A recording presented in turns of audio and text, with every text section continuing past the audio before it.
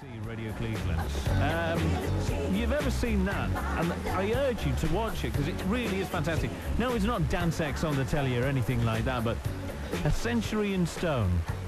I brought out a few years ago. We did quite a lot of it on the time at BBC Radio Cleveland, but all about the story of the mines in Eston, California, around that part of Teesside, Ironstone Mine. It's fascinating. Craig Hornby, of course, is the man who made it, and since then, rave reviews in down part of the world, but also it's been shown out in Australia. It's going to be shown in North Yorkshire tomorrow night. If you haven't seen it, you've got to go and watch it because it is fantastic. We'll tell you where it's going to be on in just a moment. But Craig's with us on the phone this afternoon. Craig, I mean, you showed it in and around Teesside, and then you went away to Australia to show it round there. I mean, how did it go in Australia?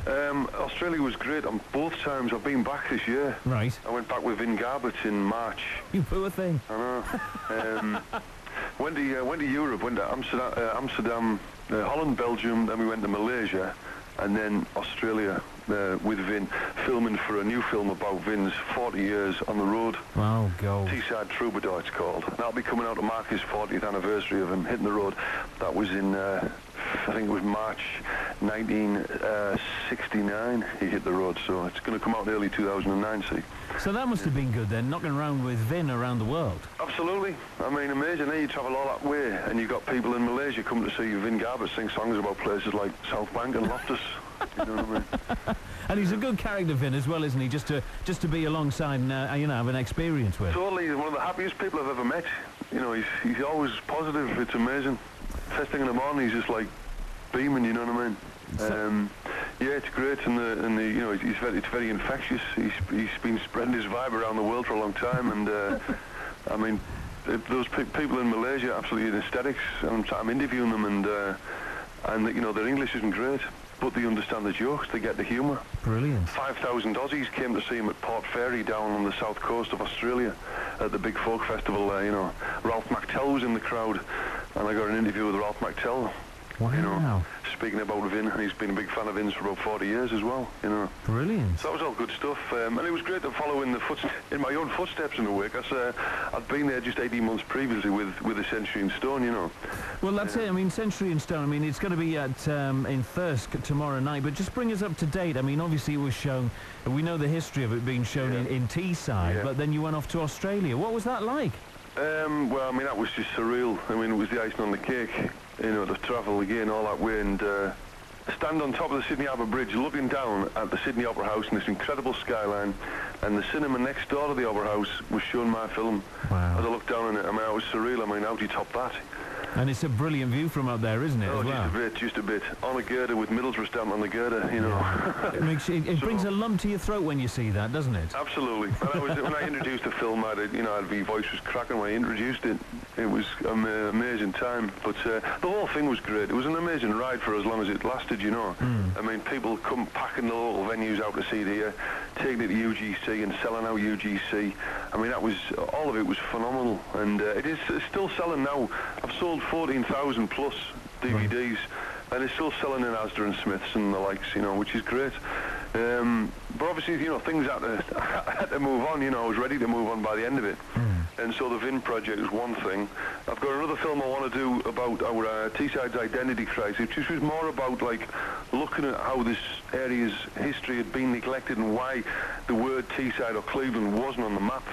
Yeah. Or was being eroded from the map. And I want to look at that and where people feel they belong, you know. So, I mean, that's a project for the future. The Vin one's going to be in about 2009. Yeah. But although you still want to move on from it, A Century in Stone won't let it lie, will it? I know, exactly. Well, the THIRSK RITZ Cinema, they got in touch with me back in 2004 at the time of the UGC showings, and said they wanted to show it. And they said, "Is it on film?" I said, "No, it's on video, it's on DVD." And they said, "Oh, can you get it put on the film and we'll show it, as we haven't got digital projection facilities, you see." Right. I said, "Well, it'll cost me about £18,000 for one reel." God, yeah, and I said, if you can pay that, we're in business. So obviously it didn't happen, but since then, like a lot of cinemas across the country now, they've got digital projection in-house. So it's finally come around, and they're dead keen, you know. Are you still, I mean, yes, it was your pet project. I mean, it's been widely acclaimed and obviously going around the world, but are you still shocked and pinch yourself sometimes when you think about this film that you've made and just how much of a historical item it is now? I know. Well, it was like... yeah, totally, because it was like amazing getting all the money to make it, you know, raising about 100 grand in total to make that film and make that project happen. And then this like whirlwind takes off after I brought it out. Because I was pretty much burnt out when I'd finished making the film. I was just exhausted. They'd been burning the midnight oil for like months, if not years. And then all of a sudden, like, you know, thousands of people had turned up to see it. And then it was like full on, you know, for like best part of 18 months, 2 years. And so, and now the dust has settled and I needed some time off. And I'm sort of relaxing, chilling out, thinking, blimey, did all that really happen, you know? Yeah. What a go, was great, that, you know. But definitely into doing new things, and but it's great to take it to THIRSK because it's, you know, it's out of Teesside, if you like. Yeah. And it's, you know, we're going for more of a, I presume, a more North Yorkshire audience, really. So it'll be interesting to see what they take of it. And also, I mean, yes, you're going out into North Yorkshire, it's very much a Teesside thing, it's been to Australia, but where's, like, the most bizarre place that you know that somebody's viewed A Century in Stone? Oh, that's a good question. Here's a funny one. Last week I had a bloke come to see me from Australia. He was part of the Snowden clan of the blacksmiths at Old Eston. He now lives out in Perth, Australia. Right. And he came to see me, and he's telling me that he's actually... His girlfriend's part of the Thai royal family. Right. Get away. I'm telling you, yeah, he wasn't bullying me, right? And she'd watched the film and really enjoyed it. That was just a couple of weeks ago. So it's quite bizarre, you know, it really is. So the Thai royal family have now seen it. There you go. All right, brilliant. Well, listen, good luck with it. It's at the RITZ in THIRSK tomorrow night. Yeah. Get yourself down, anybody in North Yorkshire around that way. I mean, even if you want to commute down to Teesside to watch it as well.